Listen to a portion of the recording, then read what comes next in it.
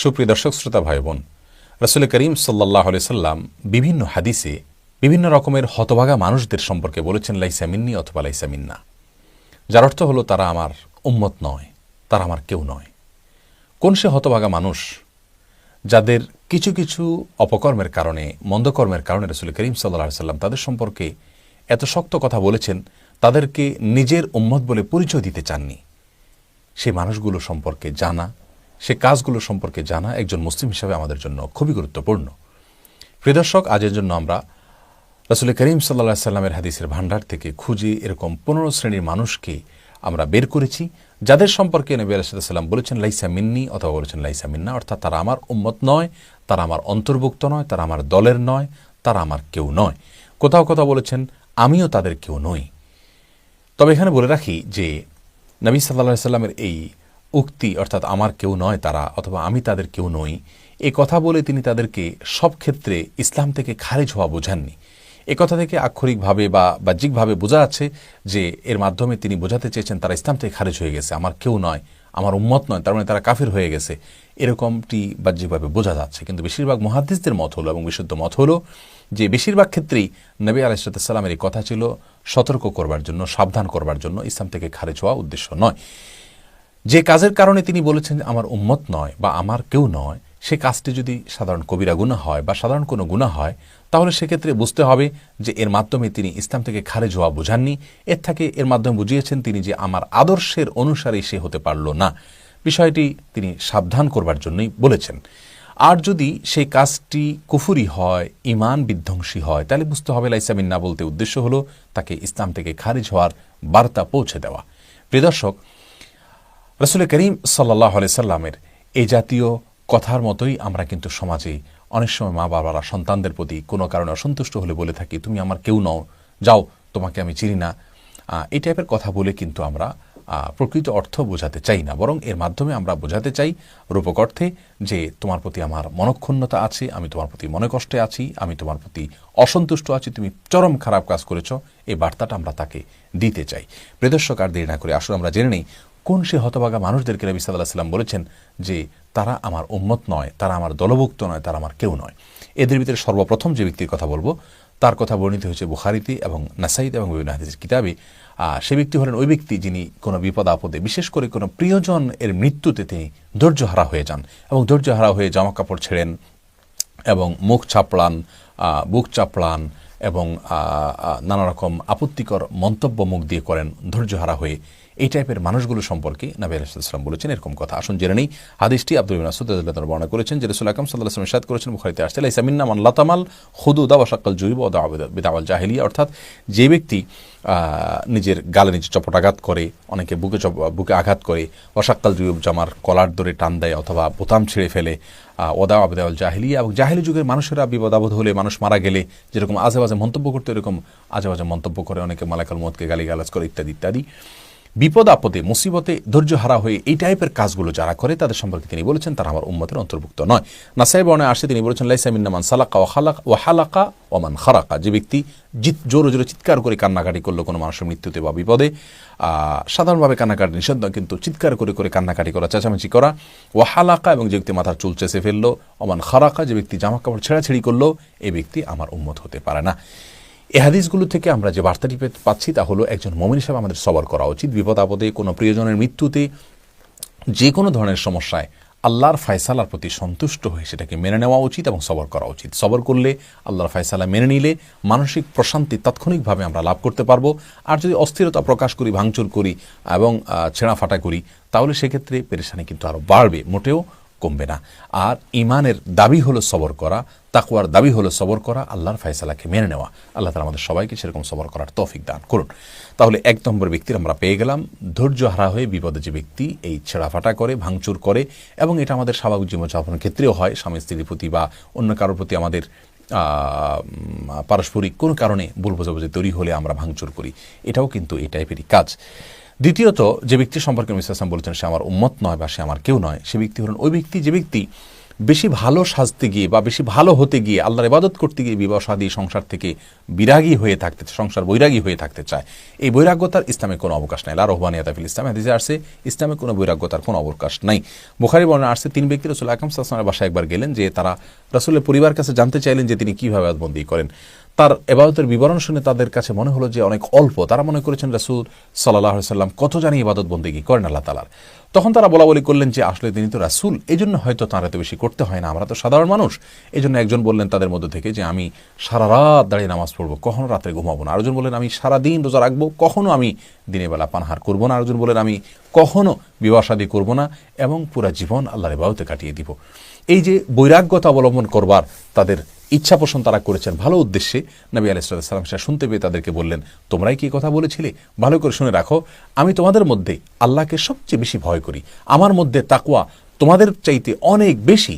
তারপরেও কিন্তু আমি বিবাহ শাদী করি, ঘর সংসার করি, আমি রোজা রাখি, আবার রোজা রাখি না, আমি রাত্রে কিছু অংশ তাহাজ্জুদ পড়ি, কিছু অংশ ঘুমাই। একেবারে সংসার বিরাগী হয়ে থাকা এই চরিত্র আমার নয়। এটা আমার আদর্শ হলো যে দুনিয়ার ভেতরে থেকে আখিরাতকে করে চলে যাওয়া। অতএব আমার এই আদর্শ থেকে যে বিচ্যুত হবে, ফামান রাগিবা আন সুন্নতি ফালাইসা মিন্নি, যে আমার আদর্শ থেকে বিচ্যুত হবে সে আমার উম্মত হতে পারে না।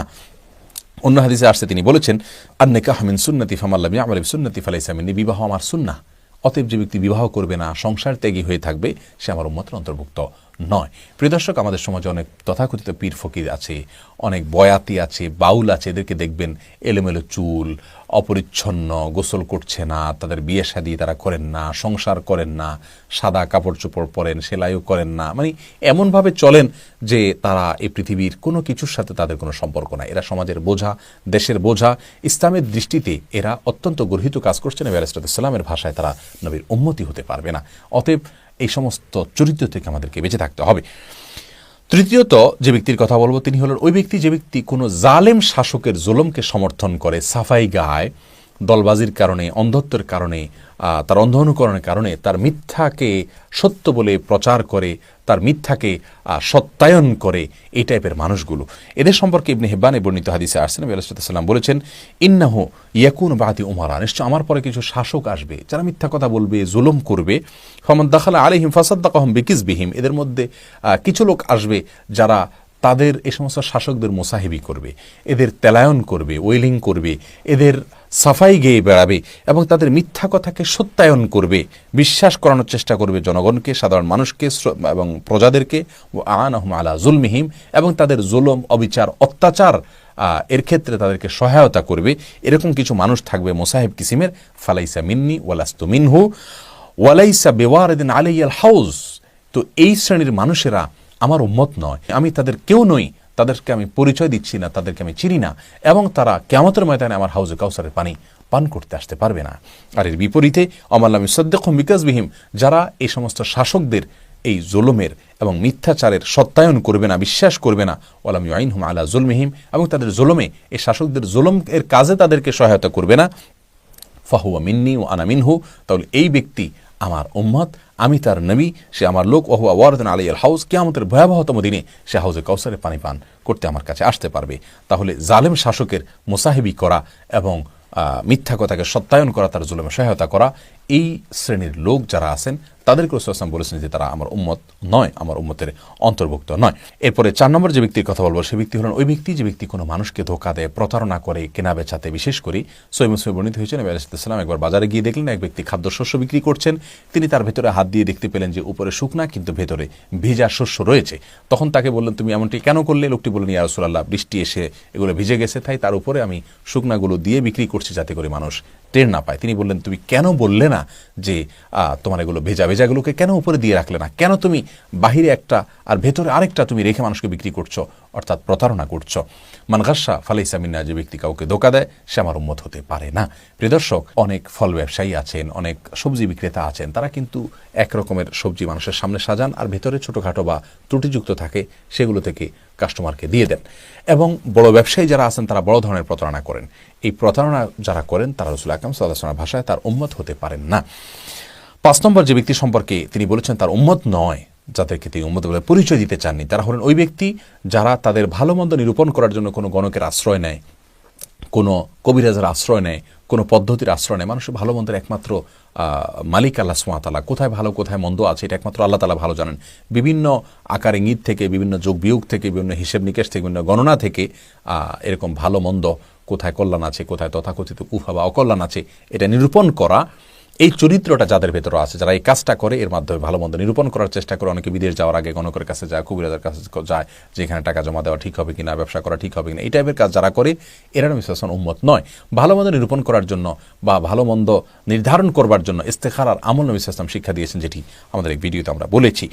এর বিপরীতে যারা এই কাজ করে তারা উম্মত নয়। মুসনাদে বাজ্জারের হাদিসে বর্ণিত হয়েছে, নবী সাল্লাল্লাহু আলাইহি ওয়াসাল্লাম ইরশাদ করেছেন ইমরান ইবনে হুসাইন রাদিয়াল্লাহু আনহু থেকে, লাইসা মিন্না মান তাতায়্যারা আও তুতায়্যারা লাহু, যে ব্যক্তি ভালো কোথায় কল্যাণ আছে, কোথায় কুফা আছে, এটা নিরূপণ করার জন্য কোনো কবিরাজের কাছে, গণকের কাছে যায় বা কোনো পদ্ধতি অবলম্বন করে, এরা আও তাকাহানা আও তুকুহিনালাহ, অথবা কোনো গণকের কাছে যায় বা যে গণকের কাছে যায় সে গণক নিজে, আও সাহারা ও সোহেরালাহু, অথবা কোনো জাদুকরের আশ্রয় নেয় আর যে জাদুকর সে নিজে, এদের সবার উপর নবী সাল্লাল্লাহু আলাইহি ওয়াসাল্লাম বলেছেন লাইসা মিন্না, এরা কেউ আমার উম্মতের অন্তর্ভুক্ত নয়, অর্থাৎ তারা আমার উম্মতের খারিজ, উম্মতের বাইরে।